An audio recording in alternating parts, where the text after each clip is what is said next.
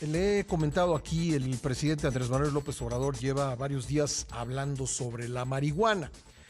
Primero, pues esto fue la semana pasada, le dijo que le parecía muy mal que la Liga Nacional de Básquetbol de Estados Unidos pues ya no hiciera pruebas de consumo de marihuana a sus jugadores y pues dijo que le parecía una actitud hipócrita y perniciosa por parte de esta liga de baloncesto. Y luego la emprendió esta semana, a partir de esta semana, en contra del expresidente Vicente Fox, quien de acuerdo con él obtuvo permisos de la COFEPRIS en los últimos días del gobierno de Enrique Peña Nieto para producir marihuana, y le dijo también pues que era una actitud hipócrita y negativa y condenable el que un expresidente de la República pues hiciera dinero de esta manera, pudiendo producir en su rancho otros productos.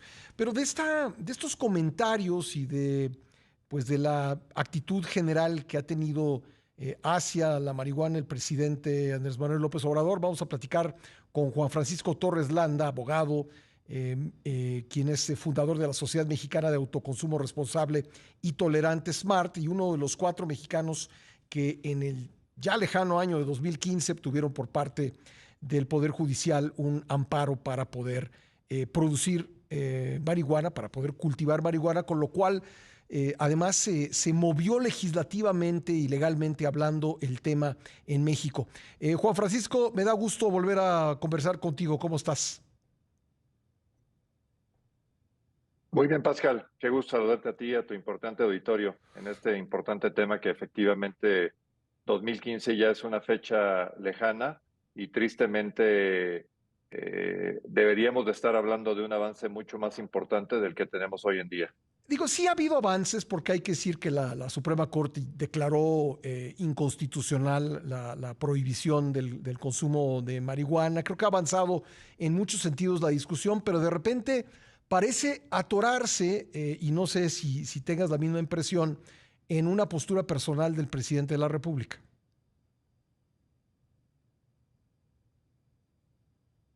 Sí, y te diría que esa postura personal contrasta severamente con... Déjame leerte un texto muy rápidamente porque me parece que es importante para fijar el punto de discusión.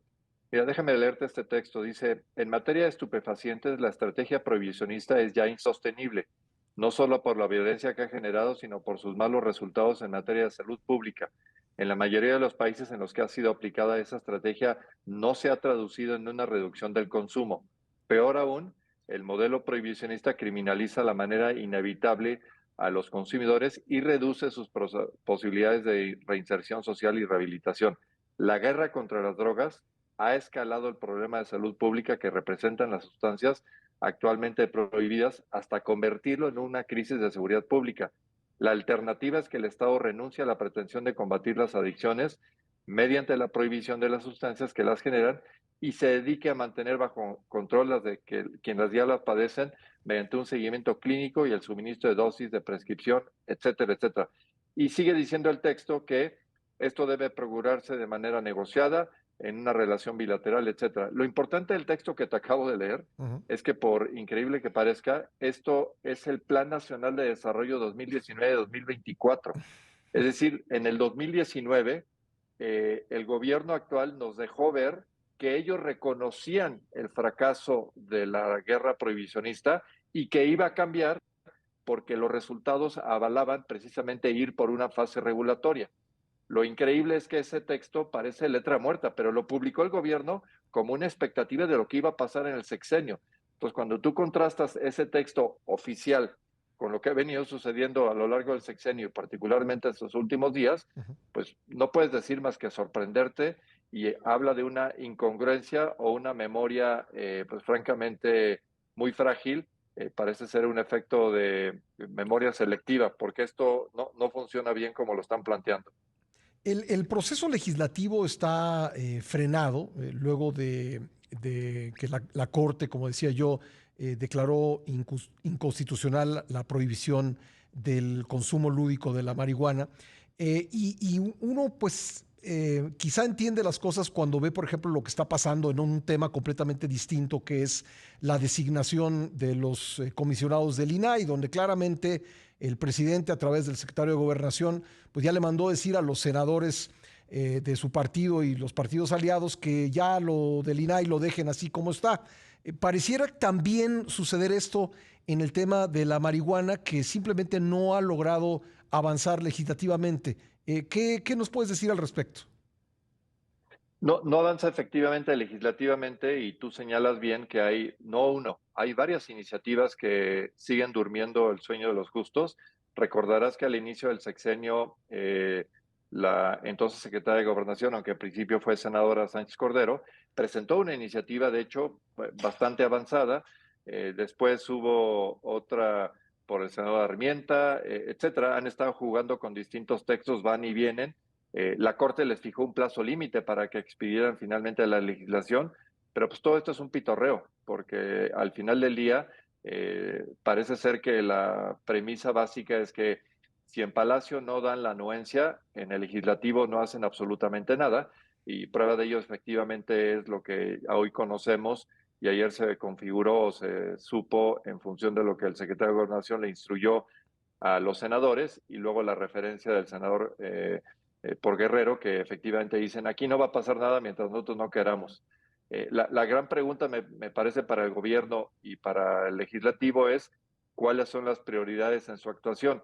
Si lo que están vigilando son los intereses de la nación, que está envuelto en una guerra absolutamente inútil, fratricida, un desperdicio de tiempo, dinero, hombres y particularmente de vidas que siguen perdiéndose en forma pues totalmente miserable, o si lo que están más bien es buscando su propio hueso, sus propios intereses, algún interés mezquino electoral, yo qué sé, porque no parece que estemos alineados en lo que es realmente prioritario para el país y las acciones legislativas. Hay una desconexión absoluta, y la defensa de las instituciones y las libertades, insisto, no parece ser la agenda. La agenda parece ser cuestiones de corto plazo, darle gusto al presidente, pero no reconocer datos duros, no reconocer la información que, insisto, ellos mismos publicaron al iniciar este gobierno, pero no han hecho nada al respecto. Entonces, hay un reclamo sentido, porque quienes hemos estado reclamando que esta guerra es simplemente un desperdicio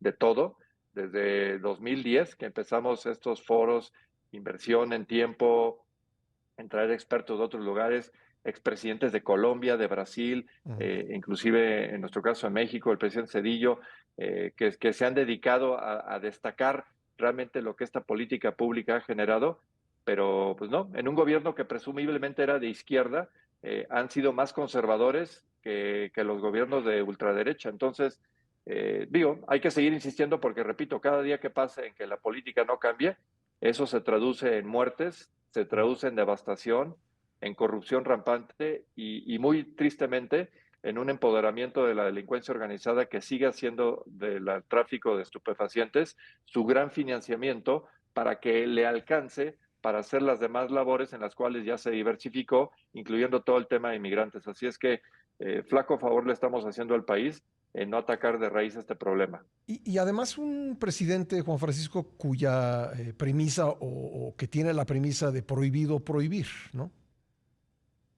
Pues sí, parecería ser que hay frases en retórica que no se traducen en acciones concretas a la hora de efectivamente hacerlo. Y señalas un punto importante, por ejemplo, todo este tema del fentanilo, pues resulta que en vez de entrar a resolver el problema y decir, oye, vamos a utilizar los mejores instrumentos del Estado para regular, no, resulta que lo que quieren es prohibir y hablar de un sustituto como si fuera algo tan sencillo o algo, digamos, que por decreto se puede resolver. No sucede así.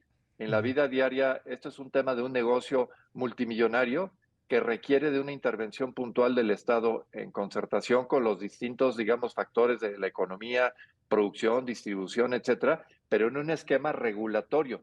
Si tú metes al esquema penal punitivo prohibicionista, lo único que generas son mercados ilegales, mercados paralegales, en los cuales los grandes ganones son quienes se atreven a entrar a estos esquemas, digamos, de competencia desleal, y de competencia punitiva, es decir, la delincuencia organizada. Es que ellos encantados, cada vez que utilizan la palabra prohibir, ellos se frotan las manos y mientras tanto los ciudadanos nos quedamos a fuego cruzado viendo cómo nuestras instituciones se erosionan, la violencia crece y los resultados simplemente no aparecen. Lo que tú no estás diciendo es que frenar el proceso legislativo de despenalización, incluso en contra de lo que pide la Corte, no va a acabar con el problema. Es decir, suponer que se puede prohibir algo y que con eso va a desaparecer un problema de violencia, de consumo de drogas, etcétera, pues no va a suceder. No va a suceder por una razón muy sencilla. Hay una cuestión que yo soy abogado, pero los economistas hablan de una inflexibilidad en la demanda. Y eso quiere decir que no hay efectivamente un instrumento que por prohibición elimine el carácter de una demanda que es inflexible, porque pase lo que pase, hay quienes van a seguir consumiendo estos productos y la pregunta que yo aquí le hago, digamos, sobre todo a los padres de familia, porque es muy fácil, por ejemplo, se engancha a los padres de familia y dice, oye, hay que prohibir esto para que no le llegue a tus hijos, ¿no?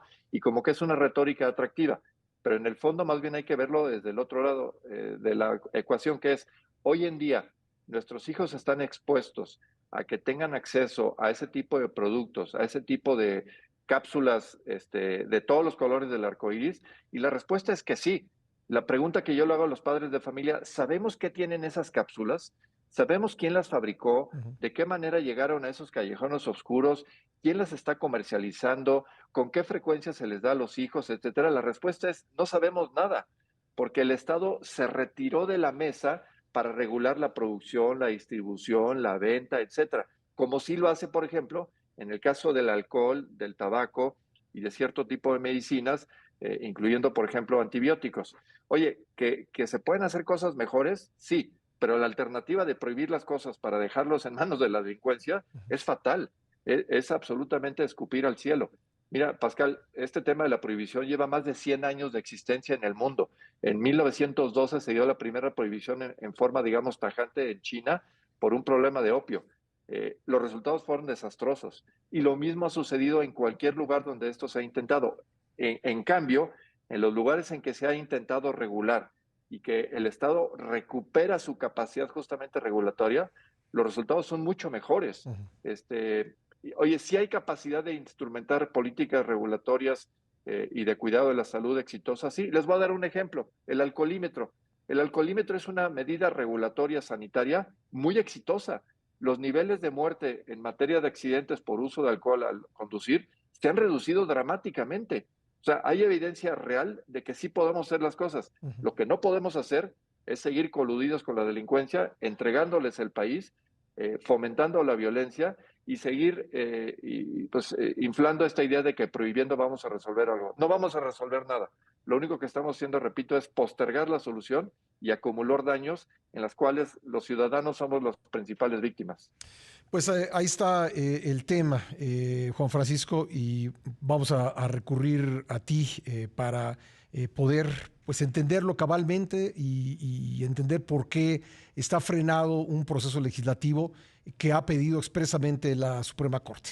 Te agradezco mucho estos Y que, minutos. y que, ellos, y que ellos lo pidieron. Hay mezquindad e hipocresía, ¿eh? Hay que Además, decirlo con todas sus letras. Una enorme mezquindad y una enorme hipocresía. En sus letras se morirán porque ellos fijaron la ruta al principio del sexenio y abandonaron por completo lo que ellos prometieron. gracias, Juan Francisco. Que estés muy bien, buen día. Buen día. Saludos. Gracias, Juan Francisco Torres Landa, abogado, fundador de la Sociedad Mexicana de Autoconsumo Responsable y Tolerante, SMART.